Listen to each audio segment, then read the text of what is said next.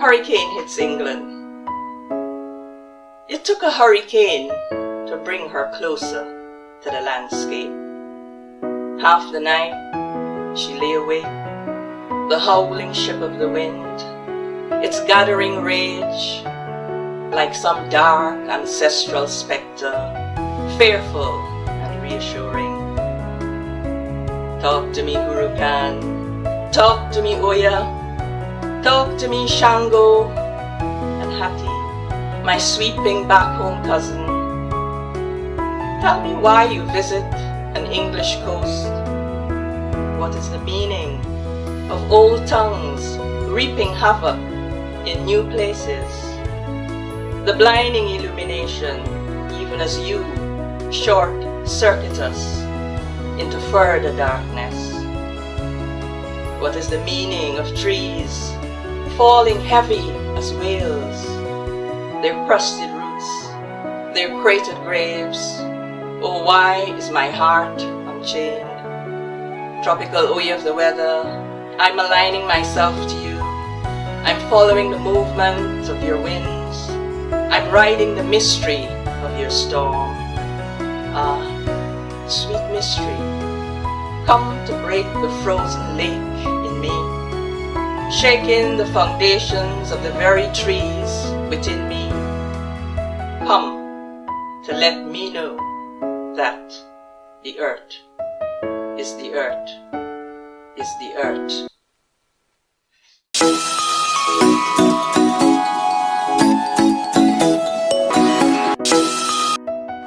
This poetry is like a rhythm that drops. The tongue brings a rhythm that shoots like a shot. This poetry is designed for ranting, dancehall style, big mouth chanting. This poetry won't put you to sleep saying, follow me like your blind sheep. This poetry is not party political, not designed for those who are critical. This poetry goes with me when I go to my bed. It gets into my dreadlocks and it lingers around my head.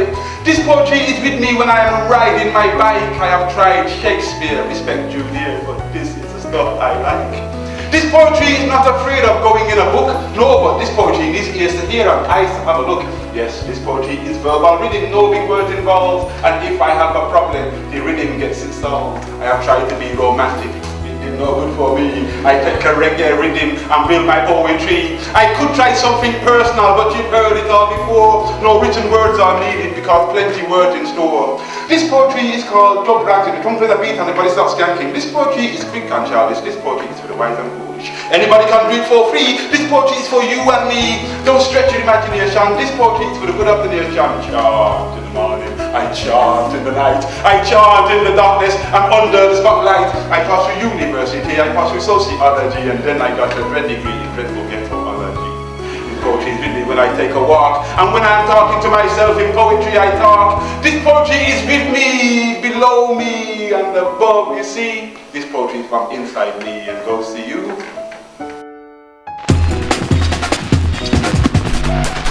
He's in every lover who ever stood alone beneath a window, and every jealous whispered word, and every ghost that will not rest.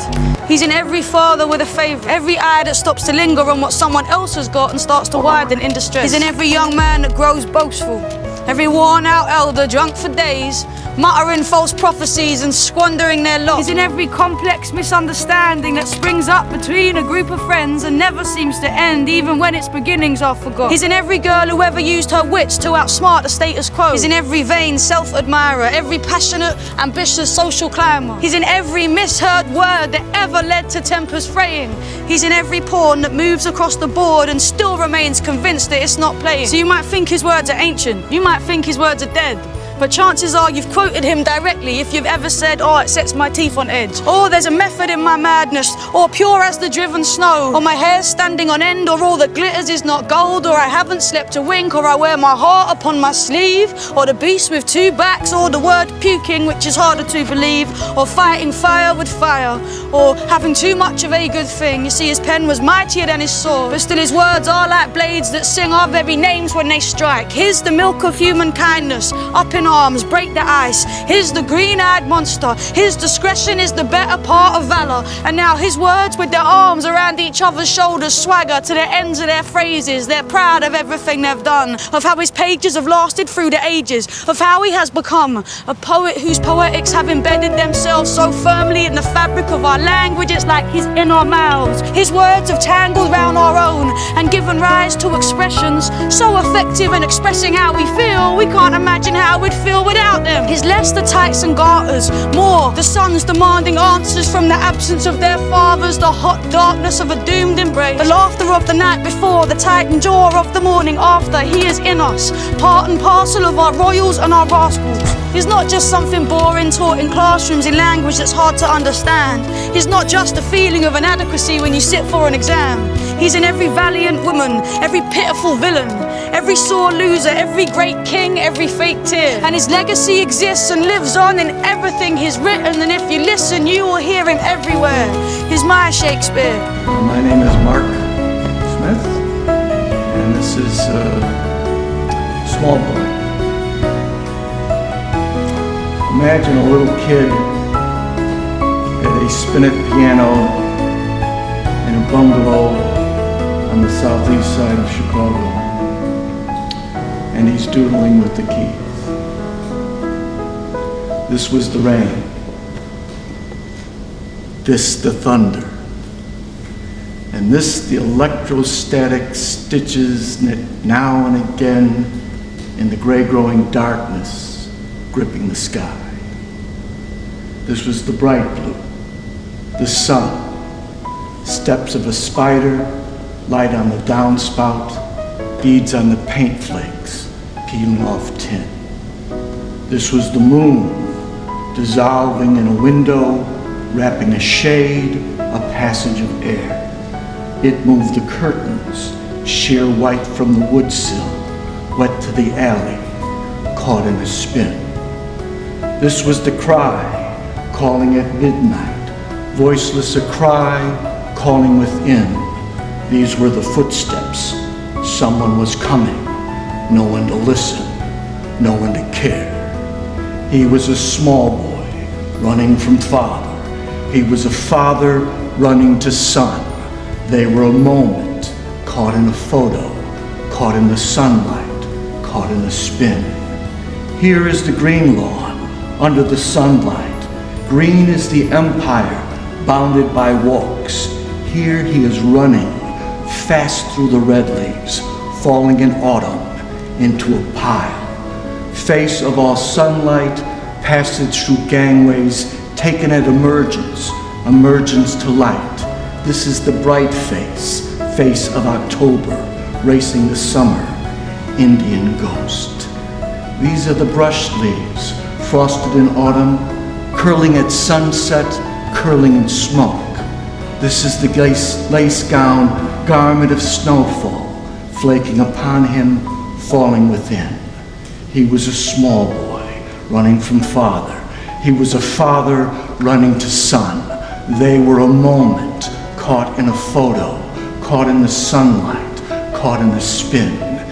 This was the rain, this was the thunder, this was the lightning stitching the sky. Now comes the dark blue, backing the moonlight. These are the stars spinning on high. These are the stars spinning on high.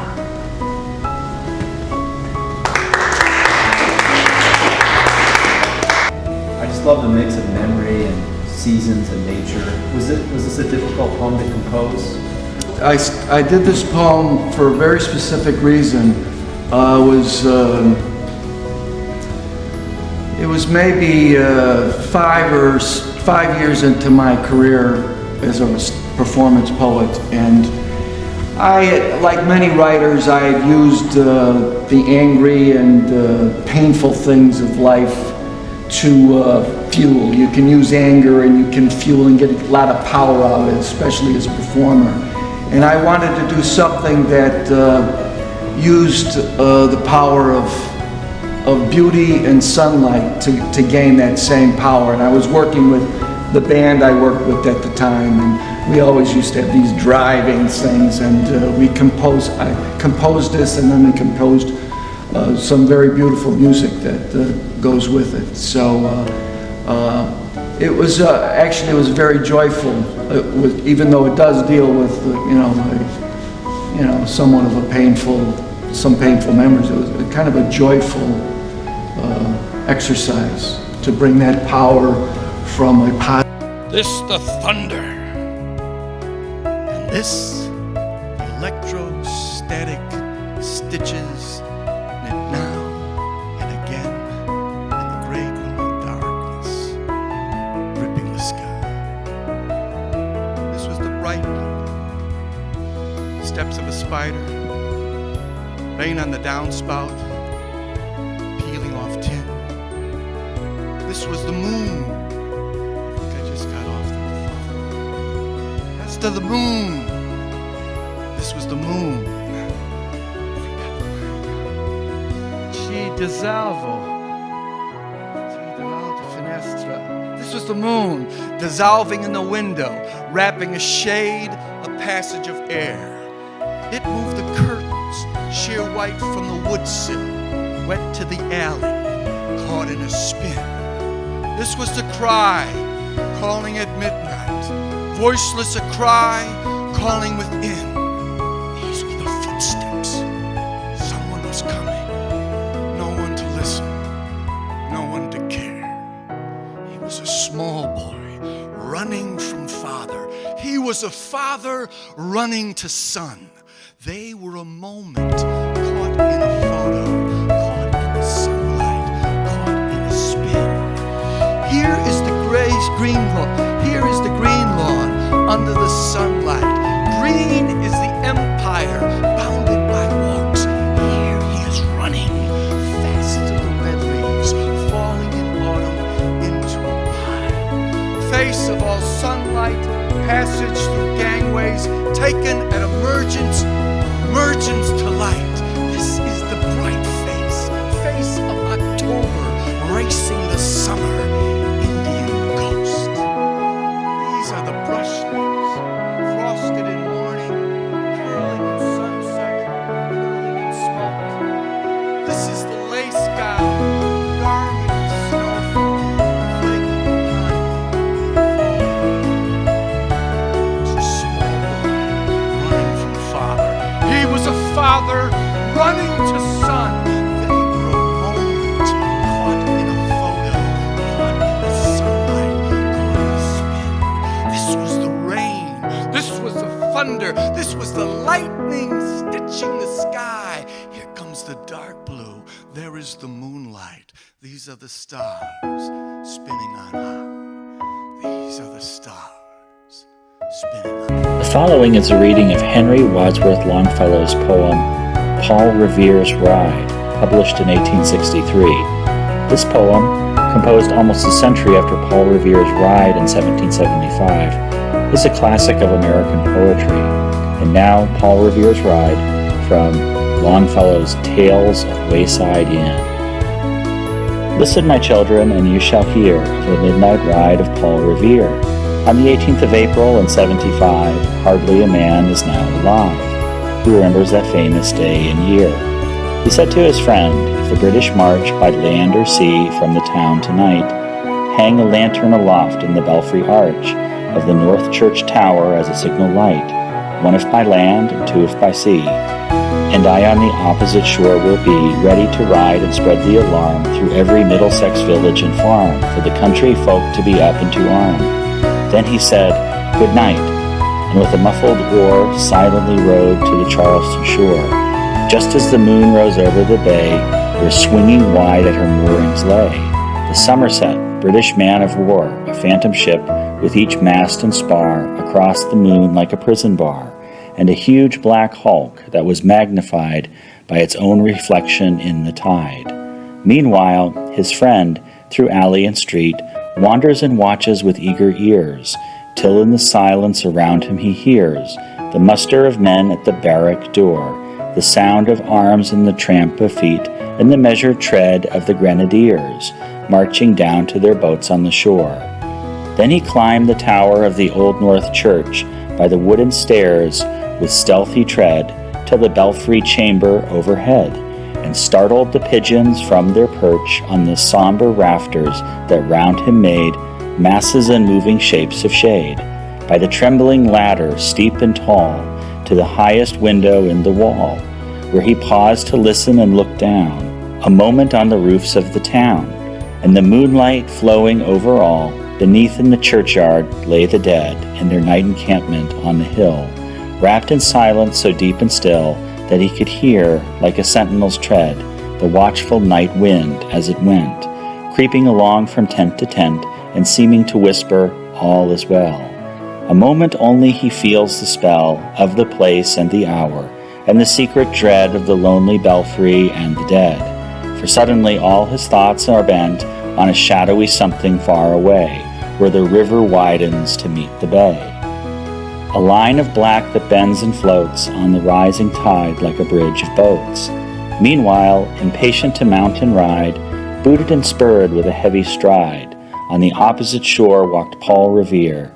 Now he patted his horse's side, now gazed at the landscape far and near, then impetuous stamped the earth, and turned and tightened his saddle girth.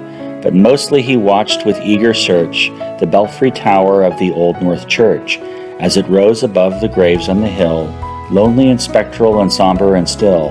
And lo, as he looks on the belfry's height, a glimmer and then a gleam of light. He springs to the saddle, the bridle he turns, but lingers and gazes till full on his sight a second lamp in the belfry burns. A hurry of hoofs in the village street, a shape in the moonlight, a bulk in the dark, and beneath from the pebbles in passing, a spark struck out by a steed flying fearless and fleet. That was all. And yet, through the gloom and the light, the fate of a nation was riding that night.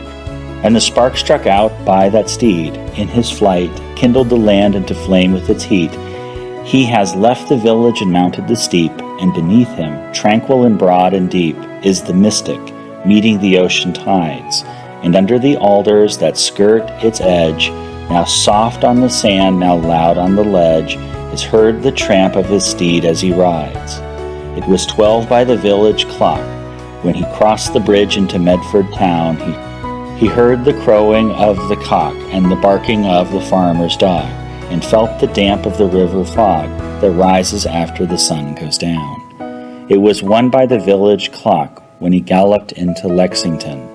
He saw the gilded weathercock swim in the moonlight as he passed, and the meeting house windows, blank and bare, gaze at him with a spectral glare, as if they already stood aghast at the bloody work they would look upon. It was 2 by the village clock when he came to the bridge in Concord town. He heard the bleating of the flock and the twitter of birds among the trees, and felt the breath of the morning breeze blowing over the meadows brown. And one was safe and asleep in his bed, who at the bridge would be first to fall, who that day would be lying dead, pierced by a British musket ball. You know the rest. In the books you have read how the British regulars fired and fled, how the farmers gave them ball for ball from behind each fence and farmyard wall, chasing the redcoats down the lane, then crossing the fields to emerge again. Under the trees at the turn of the road, and only pausing to fire and load. So through the night rode Paul Revere, and so through the night went his cry of alarm to every Middlesex village and farm, a cry of defiance and not of fear, a voice in the darkness, a knock at the door, and a word that shall echo forevermore. For borne on the night wind of the past, through all our history to the last, in the hour of darkness and peril and need, the people will waken and listen to hear the hurrying hoofbeats of that steed and the midnight message of Paul Revere.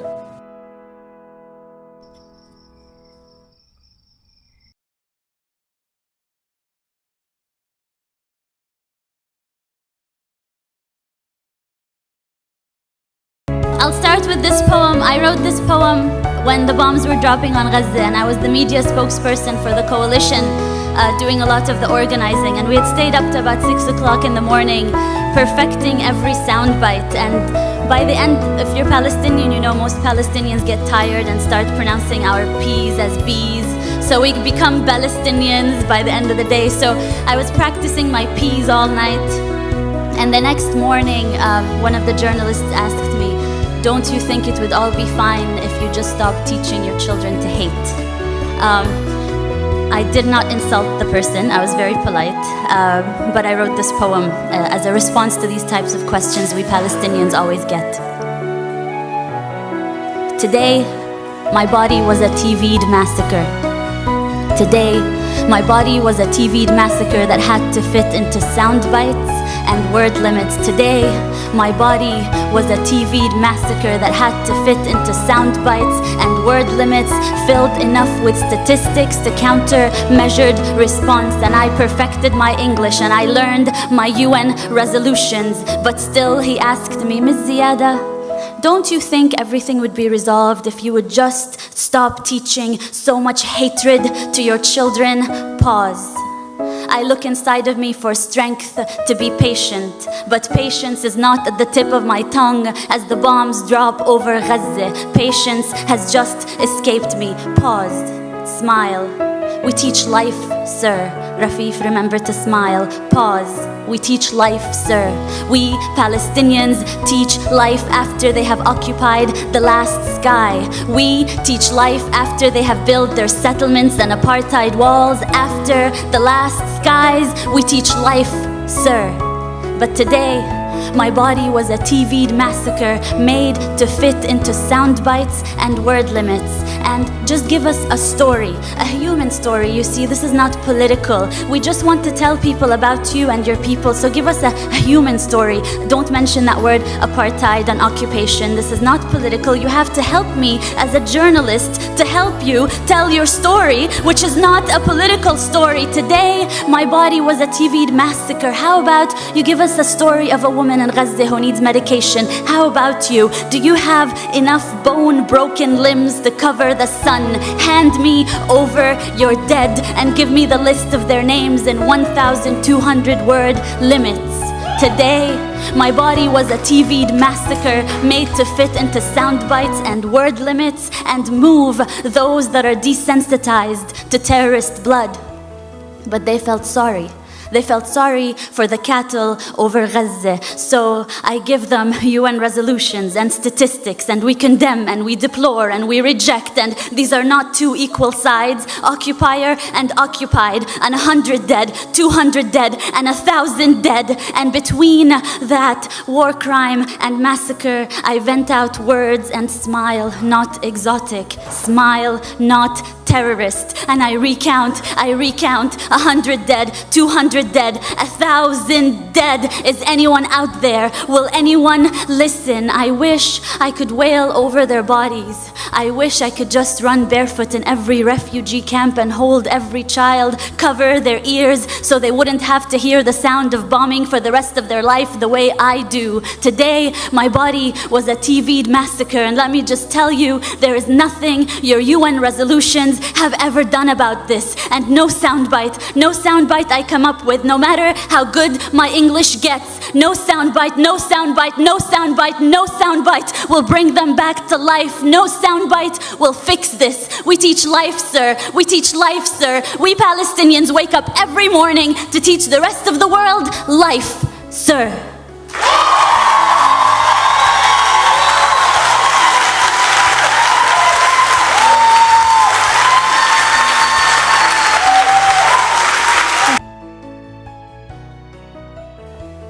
Me not know Oxford done. Me a simple immigrant from Clapham Common. I didn't graduate, I immigrate. But I warning you, Mr. Oxford done, I'm a man on the run, and a man on the run is a dangerous one. I have no gun, I have no knife, but mugging the Queen's English is the story of my life. I don't need no axe to split up your syntax. I don't need no hammer to mash up your grammar. I'm warning you, Mr. Oxford Don, I'm a wanted man, and a wanted man is a dangerous one. Them accuse me of assault on the Oxford Dictionary. Imagine a concise peaceful man like me.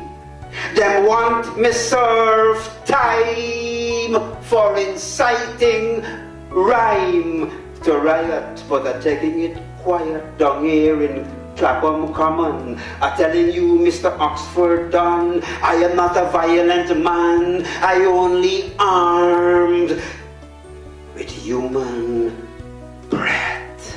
But human breath is a dangerous weapon. So make them send one big word after me. I ain't serving no jail sentence. A slashing suffix in self-defense. A bashing future with present tense. And if necessary, I making the Queen's English accessory to my offense.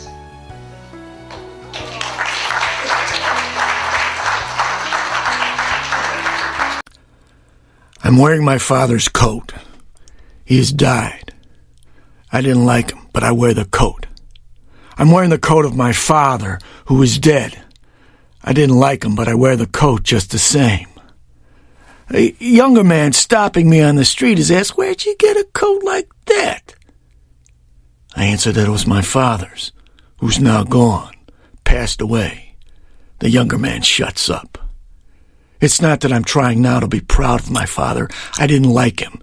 He was a narrow man. There was more of everything he should have done, more of what he should have tried to understand. The coat fit him well. It fits me now. I didn't love him, but I wear the coat. Most of us show off to one another fashions of who we are, sometimes buttoned to the neck, sometimes overpriced. Sometimes surprising even ourselves in garments we would have never dreamed of wearing.